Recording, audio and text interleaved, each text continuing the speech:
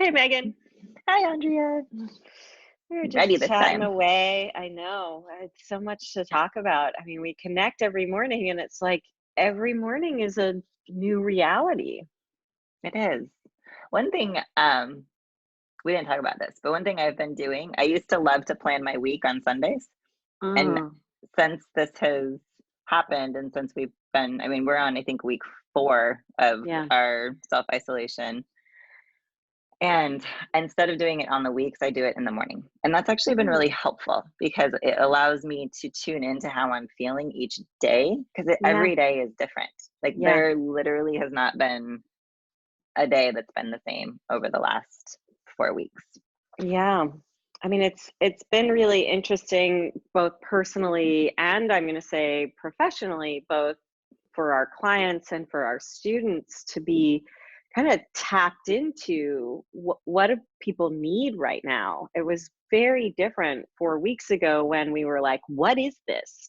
And it was very clear, like we have to define this and figure out what to do and how does soap interact. And now it's sort of becoming a new reality, but there are new things cropping up. And the question that we were going to address today, Megan, was somebody writing in and saying, my hormones seem to be off and I have super low energy. I feel like it's what mono would feel like.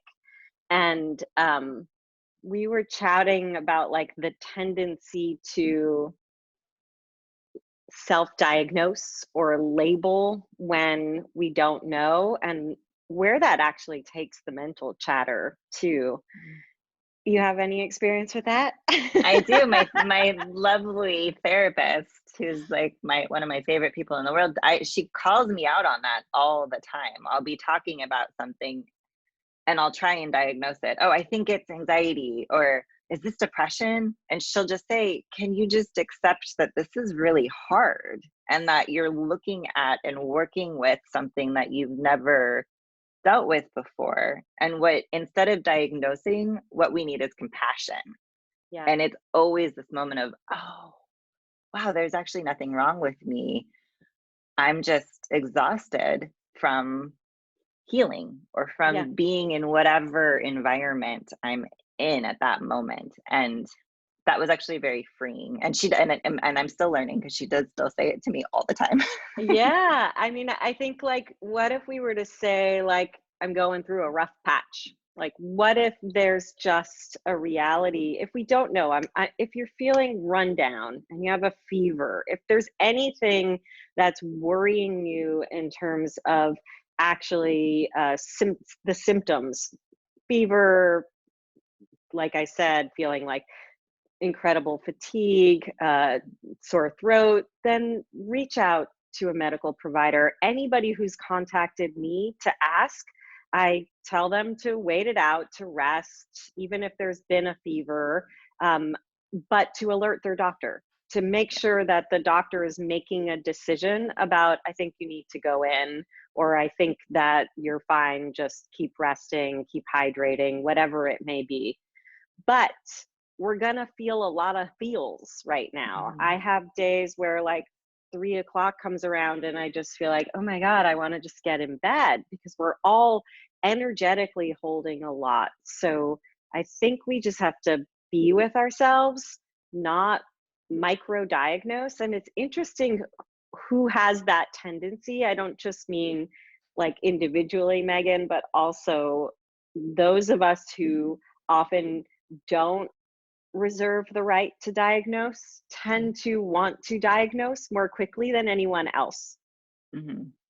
So Yep. whether we're in an auxiliary healthcare field and we understand those things, we want to put the label on it, but it doesn't necessarily mean, what does it just mean to be in it and watch, tune in, but don't micro manage every single thing you're feeling. There are times to micro track, to micro watch, but we have to determine, is this one of those? Yeah.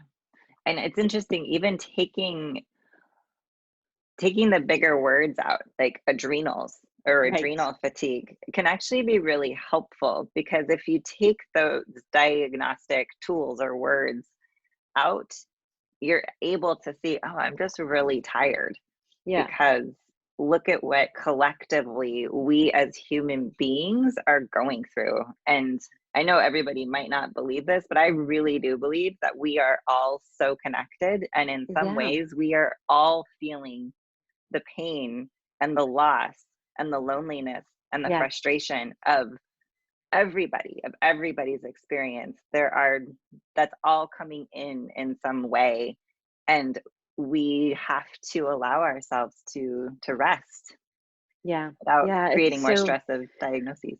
exactly. I mean, I tune in. We each have to do this individually, but I think we can do it individually. We can do it collectively with each other. We can say, like, Megan, is that like, do you need to give yourself a hard time about that right now? Do you need to just give yourself a pass?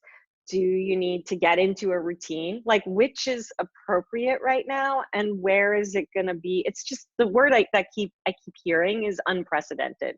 This is unprecedented in the world, let alone in our individual lives, and we're experiencing both. I'm a huge fan of the podcast Reply All, which may not be a favorite for listeners, but they're stuck at home, of course, in New York, and they in this week's episode they were taking calls from people around the world, and everybody, Hong Kong, Algeria, Milan, like everybody's experiencing the same thing. It's profound to hear stories from around the world that have slight differences of how things are being monitored or tracked, or what the allowances are, how people are getting around the allowances, how people are angry about people getting around the allowance. Like, it's just different flavors of the same story, and that we're going to be impacted by that. And then there's the individual impact. Megan, you were talking about a conversation with a client, and I was contrasting that with my mom's experience. So what did you talk about with this client who's a mama? So we were talking about how 3 weeks ago, creating the schedule around the kids and just life and working from home and, being all together was working. Like 3 weeks ago, it was a very different um, energy and an environment for them. Whereas now the schedule has just been lost, and kids are going to bed later, client is going to bed later, kids are waking up later, clients waking up at the same time as the kids. So what that means is there's never a moment that this individual has alone by Yeah. themselves. Yeah. And it was this very aha moment for her where she was like, "Oh my gosh, that's it. I haven't spent a second alone in a really long time." And then your experience with Grandma Judy. Yeah, Grandma Judy, I feel like I need to set up Zoom story hours or something. My dad passed away 4 years ago, and so she likes to stay active and she likes to be around people. She likes her alone time, but she definitely feeds off of her friend time, her workout time at the senior center. All that's gone. She hasn't seen anybody. And she wrote me a text about how she realizes how important human contact is, and she just needs a hug. And thinking about these, whoever it is that's alone right now, but particularly how long this could go on, we just don't know. And the elderly being all alone, I just it's this total counter experience to I have no time alone, I'm going to go crazy, to I have no time with anybody. And it makes me think, like, how do we connect grandmas Yeah. and grandpas? I mean, my mom was telling me a friend of hers, also a elderly man, a couple, but the man drives an Uber because he's retired and he wants contact and he wants to get out of the house.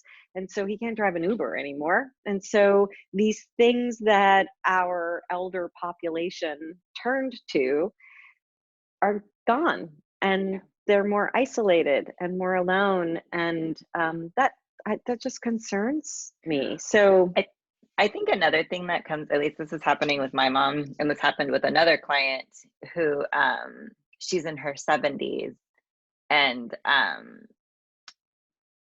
this other client was saying she, she's very alone and missing. She really just wants to be with the family, but the family is saying, no, you have to stay safe. But Totally. the way that she's hearing that is that she's not wanted.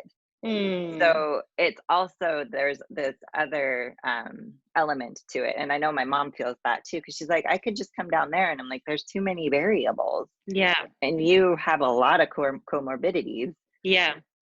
There's no way, but I have to be very conscious of how I'm speaking that to her, because she does Yeah. wind up feeling like I'm not, it's just a trigger. Like, you're saying no, I can't be around you, that must mean I'm not wanted. I think that's just a Right. very natural inner child response. So I think that there's elements of that in there too, which, I think that that's important to acknowledge as well with our elderly parents and Yeah. people. And I think, like, what we all did with, like, taking our children back. Like, I'm sure there's a whole Mhm. age range of children who were studying abroad or at college, or even young adult, like even in their 20s, like first newly out into the world. Like, parents went like, come home. Like, you Mhm. should be here. And I'm hearing it even for people in their 30s. Like, moms want their kids back. So we're like, we have allowance for that. Like, come back to me. But then we're like, no, you need to be separate and safe. So there's a lot happening, I think, that we're starting to digest culturally. There's the actual virus, and there's the concern about the virus, and how are we going to protect ourselves and our immune system, and what do we do with masks, and there's this virus. But then there's this other threaded piece that is very complex that we're also digesting right now. Yeah. And that's Yeah. that collective grief, and it comes in so many different flavors, but we're all feeling it. At least Yeah, those of us who are empaths are, that's for sure. it's true. Well, thanks, Megan, for Yeah, chatting of this course. morning. I love chatting with you.